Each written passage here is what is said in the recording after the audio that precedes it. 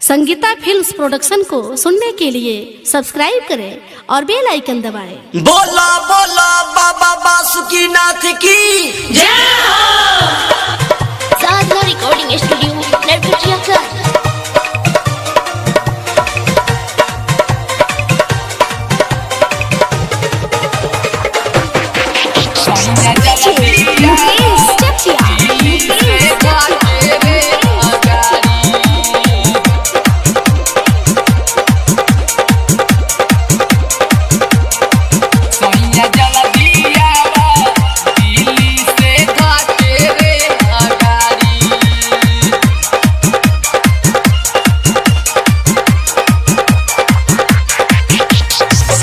मानव ना जाइब देव घर किनली हनी सारी सोइया जल्दी आवा। मानव ना जाइब देव घर किनली हनी सारी सोइया जल्दी आवा। दिल्ली से थके रेल गाड़ी सोइया जल्दी आवा। दिल्ली से थके रेल गाड़ी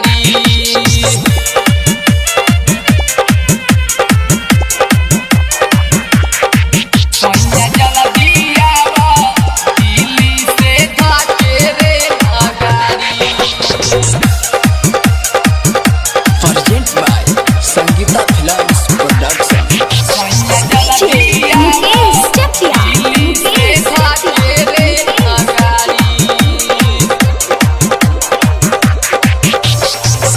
असरा धारा के परसाल कोई दिहल खात हो। केतनो मन बहयस मानव ना बात हो। ए राजा बना बात सुनना। असरा धारा के परसाल कोई दिहल घात हो। केतनो मन बहयस मानव ना बात हो।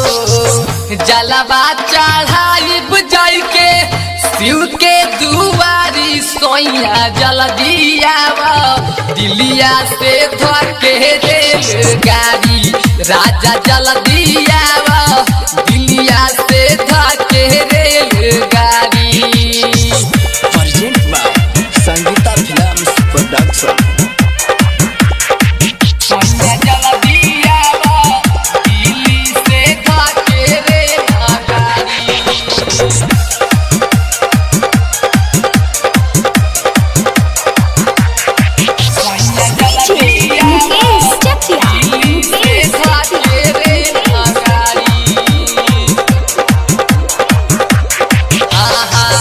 विनय भोजपुरी यहाँ जाले मेहरी के साथ में लागल रहे लहतूता रुपिया का मात में। रुपिया का मात में विनय भोजपुरी यहाँ जाले मेहरी के साथ में लागल रहे लहतूता रुपिया का मात में। अर्जुना देवरो सो भइल तैयारी सोइया जल्दी आवा। दिलिया से धके रेलगाड़ी राजा जल्दी